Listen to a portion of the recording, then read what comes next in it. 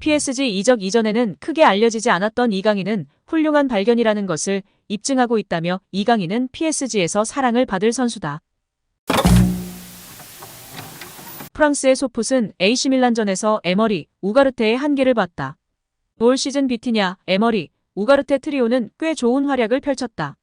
하지만 AC밀란을 상대로 좋은 성적을 거두지 못했다. 이런 상황에서 PSG가 상위권을 목표로 삼을 수 있을까? 그들을 떠나야 한다고 보도했습니다. 이어 그들은 큰 압박을 받으면 방향을 돌리기 어려워했다. PSG는 중원을 지배하고 컨트롤하고 공을 빼내도록 만들어진 팀이다. 하지만 그들이 많은 압박을 받자 그러지 못했다. 이 부족함을 보완할 수 있는 해결책은 무엇일까? 바로 이강인이라고 강조했습니다. 이강인의 탈압박 능력을 정확히 본 것 같은데요. 이강인의 최고의 장점 중 하나로 꼽히는 탈압박, 볼 간수가 엘리케 중원의 전술의 핵심이라는 설명과 함께 이강인을 언급한 것입니다. 매체는 이강인은 공을 잡는 것을 두려워하지 않고 뒤에 누군가 있어도 뒤돌아보는 것을 두려워하지 않는 매우 능숙한 선수다. 그는 압박에 저항하고 방향을 바꿀 수 있는 능력을 가지고 있다. 10번에 한 번이 아니라 꾸준히 그렇게 한다. 이것이 이강인의 자질이다. 그는 그것을 할 수 있는 기술을 가지고 있다고 설명했습니다. 또 이강인의 이런 능력 때문에 중앙에서 유용할 수 있다. 훌륭한 선수는 혼자서 빛을 낼 수 없지만 팀이 필요로 한다.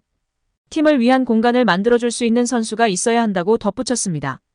음바페와 호흡에 대한 의견도 나왔는데요. 최근 음바페와 이강인은 최고의 호흡을 보인 바 있다.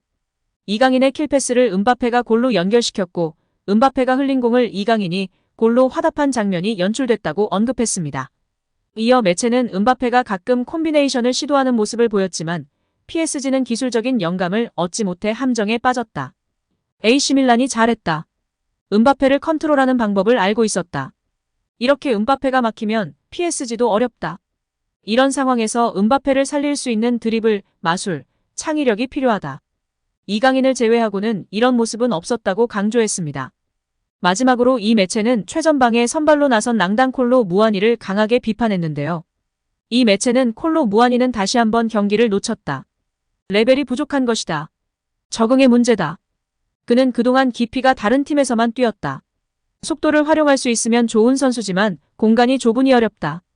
콜로 무아니는 자신의 개인 경기를 하는 것이 아니다. 때문에 더 많은 팀워크 방법을 배워야 한다.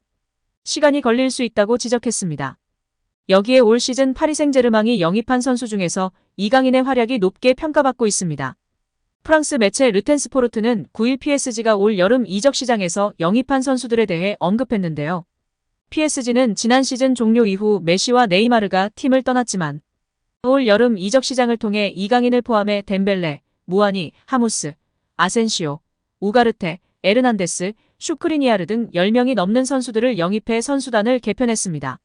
르텐스포르트는 PSG는 지난 여름 이적 시장을 통해 선수단을 새롭게 단장했다. 많은 선수들이 PSG에 합류했고 일부는 시즌 시작부터 인상을 남겼다며 PSG는 메시나 네이마르 같은 스타들이 사라졌고 프랑스 국적을 가진 선수들로 대체됐다. PSG에 좀 더 프랑스의 정체성을 부여했고 무아니와 덴벨레가 합류했다. PSG는 신예 미드필더 우가르테 영입을 위해 거의 6천만 유로를 지출하는 도박을 했다.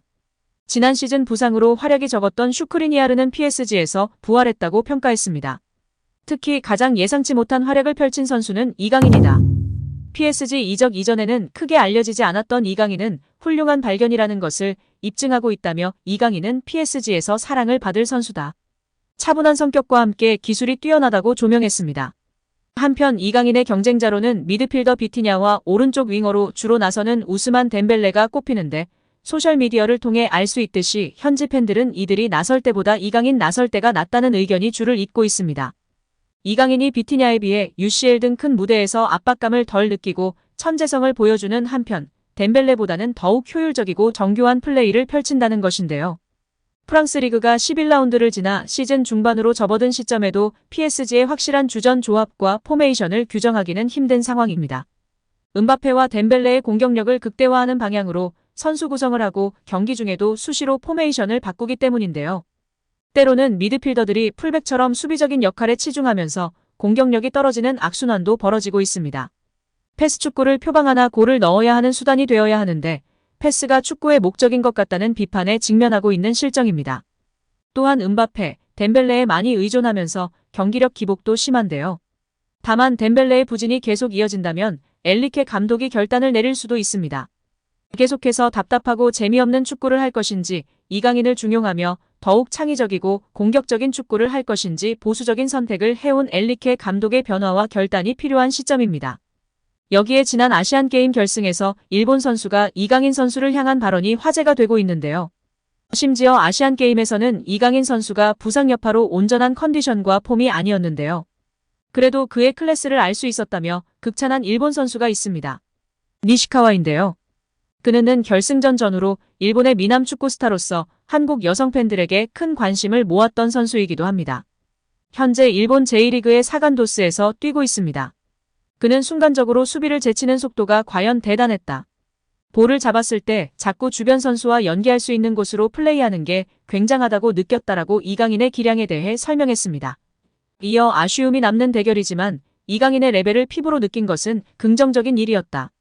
저 역시 그 수준을 목표로 해 정진하겠다라고 말하며 팬들에게 화제가 되고 있습니다. PSG 토크라는 찐팬들 커뮤니티에서 한 팬은 덴벨레도 살아났고 좋은 모습을 보였다. 이강인은 A부터 Z까지 완벽한 모습이었다. 에머리는 차후 최고의 미드필더가 될 것 같다. 등의 의견을 올리며 팬들의 지지를 받고 있습니다. 또한 프랑스 최고 공신력 레퀴프에서는 하키미와 이강인 선수에게 이날 평점 최고점을 공동으로 수여했습니다.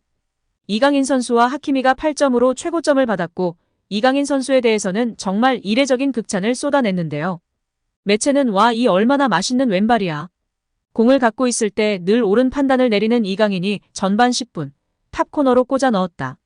대한민국 선수는 이날 47개의 패스를 시도해 단 한 개도 실수하지 않았다. 심지어 쉬운 패스만 시도한 게 아닌데도 말이야. 세트피스에도 능하기 때문에 팀에서 빼는 건 쉽지 않을 것이라며 극찬했습니다. 이어 엔리케 감독도 평가했는데요. 이강인 무키엘레를 택한 선발 라인업은 완벽했다. 밸런스 있는 팀, 무실점 경기, 밀란 원정을 4일 앞두고 효율적인 로테이션을 가동했다고 평가했습니다. 또한 이날 경기 후 메인 기사에 이강인 특집 코너까지 발행한 레퀴프인데요. 이강인 선수에 대해 아주 멋진 골의 작가인 대한민국 선수는 팀에 끊임없이 영감을 불어넣으며 완벽한 퍼포먼스의 작가가 됐다며 극찬했습니다. 아트사커의 나라, 지단의 나라이기 때문일까요? 이강인 선수의 창의성에 매료되어 엄청난 극찬을 하고 있습니다. 플레이어라고 지칭하지 않고 작가라고 지칭하고 있습니다. 이어 매체는 이강인이 올 시즌 초 파리 생제르맹에 부족했던 바로 그 창의적인 선수가 아닐까. 22세의 대한민국 선수는 올 시즌 5번째 선발 출전한 경기에서 엔리케 감독의 기대를 충족시켰다. 오른쪽 측면에서 덴벨레와 하키미가 불붙인 찬스를 왼쪽에서 아주 멋지게 마무리한 PSG 입단 후 두 번째 골도 훌륭했지만 나머지는 더 인상적이었다. 루이스 캄포스 단장이 영입한 전 마요르카 공격형 미드필더가 보여주는 모습은 PSG 스쿼드에서는 보기 드문 요소를 갖고 있다. 압박을 받는 상황에서도 기술적으로 효과적인 연계를 책임지며 전진성을 유지시켜주는 역할에 능하다고 호평했습니다. 이어 엔리케 감독이 이강인을 향해 결정력이 좋고 경기 출전에 대한 의지가 강하다. 이런 유형의 선수에게는 아주 중요한 덕목이라고 발언했던 점도 부각했습니다. 또한 왼쪽에서 강력한 드리블을 시도하면서도 특유의 창의성을 잃지 않았다. 다양한 구질의 패스를 시도하는데 100% 성공률을 기록했다. 음바페와의 호흡은 좀 더 발전의 여지가 있으나 지난 주말 브레스트전에서 음바페에게 뽑아준 아웃사이드 킥과 몽펠리에전에서 오늘 보여준 몇 장면은 아주 좋았다. 완전히 다른 템포와 압박이 가해질 챔스에서 자신의 기량을 입증해야 할 일이 남아있지만 이미 경기장 안팎에서 아주 중요한 선수이다. 수비적인 측면에서도 효율적인 압박이 가능하고 어떻게 팀에 도움이 되어야 할지 아는 선수이다. 밀란전을 4일 앞둔 상황에서 엔리케 감독은 이 다재다능한 멀티플레이어를 어떻게 활용할지 고민이 될 것. 왼쪽 미드필더 자리에서 비티냐를 제꼈을까? 비티냐는 도르트문트전, 밀란전에서 좋은 모습을 보였고 스타일이 다른 선수이다. 더 하드워킹은 분명하지만 창의적인 면은 이강인이 더 낫다. 지금의 이 다이내믹한 스쿼드에서 이강인이 확실한 장점을 갖고 있는 것은 분명하다고 극찬하며 팬들의 공감과 지지를 받고 있습니다. 오늘 영상은 여기까지입니다. 끝까지 시청해주셔서 감사합니다. 늘 건강하시고 더 좋은 영상으로 찾아뵙겠습니다. 구독과 좋아요도 잊지 마시고 부탁드립니다. 감사합니다.